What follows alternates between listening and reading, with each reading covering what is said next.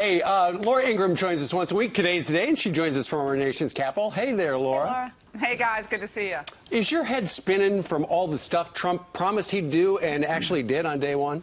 No, don't I think I'm wearing black, which looks like I should be mourning. I should be wearing red, white, and blue.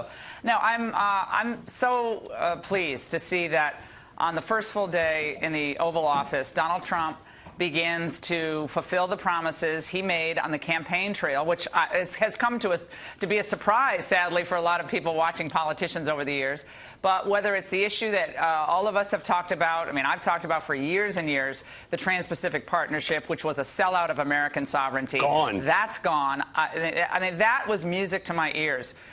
So Donald Trump does that. He moves forward with the pulling the funding for abortion services overseas, the so-called Mexico City policy, which again, as the pro-life crowd is going to show up in massive numbers on Friday here, again, this is just so welcome after so many years of living under Barack Obama and the culture of death.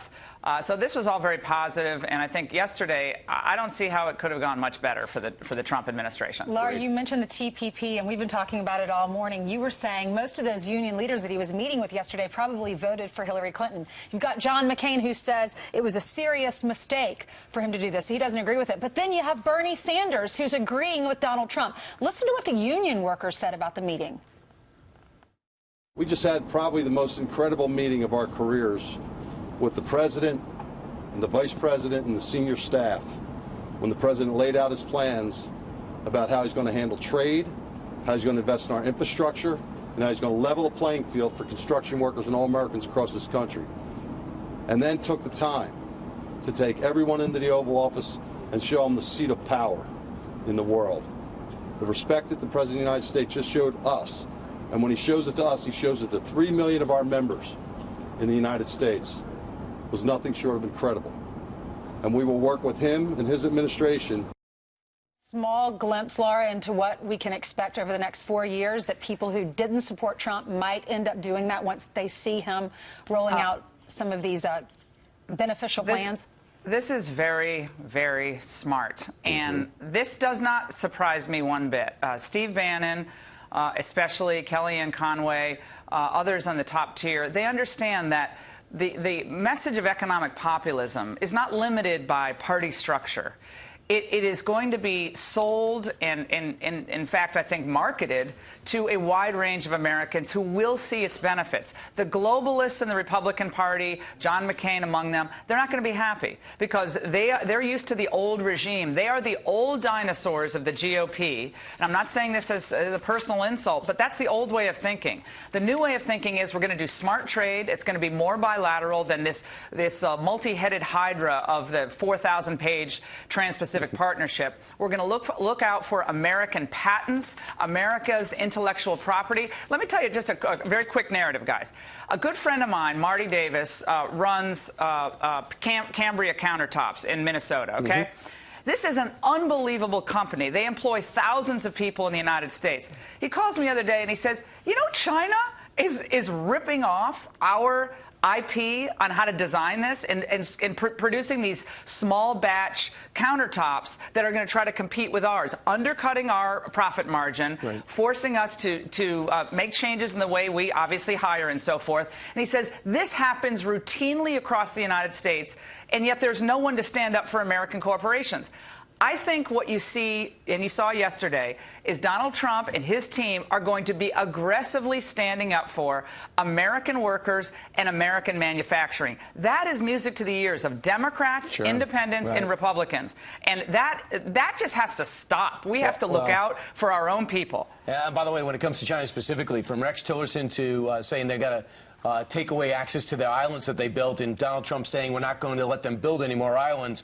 China's getting a big brushback pitch. Meanwhile, talk about a brushback pitch. That's what Sean Spicer and the media were giving each other over the last 2 days. Yesterday, he gave a 75-minute press conference where he took questions from everybody in a different order than ever before. And I think one of the message was, I'll take your questions, but I want fairness. Do you think he got that message out? I think it was a terrific day for the administration. I think Sean did a wonderful job. He spent a lot of time with the press.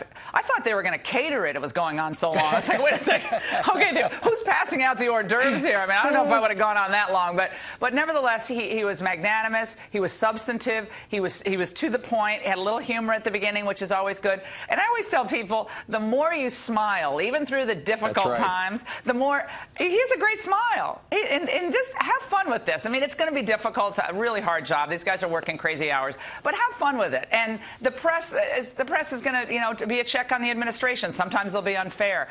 It's like spitballs off a battleship. They're going forward, and the pings are going to come in. But I would just be forthright and get the point out. I thought he did a great job yesterday. Well, he was in addition to being a good spokesperson, he was very conversant with the policy, which you don't always see with those guys. And he did get some questions regarding his statement 2 days earlier, where he gave some numbers, and he essentially said, look, we get the numbers from the inaugural committee, and they were wrong, but we made that clear. The stuff about the MLK bust was just flat out wrong from Time magazine. But what's interesting, next day, then Kellyanne goes out, and she says, Sean gave some alternative facts, meaning alternative sources of the information. Yeah. She just explained that to us a little while ago. Meanwhile, there's a New York University professor who says that networks should stop interviewing Kellyanne Conway because she just makes stuff up. And a whole bunch of other journalists are hopping on board, retweeting this stuff. What do you think? Oh, so an NYU professor is the font of all that is true and wise. A man. Now, that's hilarious. When is Saturday Night Live going to start making fun of and satirizing academia? That's rich territory. Again, they're now in full meltdown mode on the left. They had a great march on Saturday. We'll give them that. A lot of people turned out. That's fine. Good for them. But there are real things that are going to be accomplished for the American people. Now, they can whine and moan about, Kellyanne. They can do that. They're going to do that. As long as Trump stays focused, doesn't get sidetracked by this minutia that nobody cares about, he will make the lives of the American people better day by day. And that's starting to happen. I mean, the news about Kroger creating jobs, the news about Carrier and all these other companies, these are going to start having real-world effects on communities, the ripple effect of other businesses being created around new business creation. That's all going to be positive. That's just starting to kick in. It's only going to get better. You mentioned him getting sidetracked. Did he get sidetracked when he was focused on how many people were actually there at the inauguration? I think so. Yeah, I mean, I would have come out and said, I think it's great for that. We had such big numbers for a protest today. I could have done without some of the signs. They were a little kind of gross. But nevertheless, we look forward to working with all Americans, including some of the folks at the march, and we wish them all the best. I think that would have been the way to handle it. But look, hindsight's 20/20. They're new in there. It's not corporate America. This is governance. It's different, and I think they're discovering that. I think we're gonna have a lot of news coming out this week. I'm looking forward to it. I want to see if Donald Trump is going to double down to the Senate and tell them to start working weekends until these people are passed and Obamacare is some type of repeal in place is through.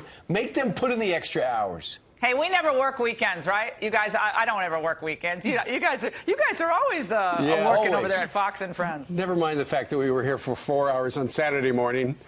Right. But we got paid extra. Just saying. Oh, sure. Yeah, we'll call Bill Shine about that if you're not. As soon as we punch in. All right. Laura, thank you very much. Go run LifeZet and go be on the radio, would you? Good to see you. Good to see you, too. Take care.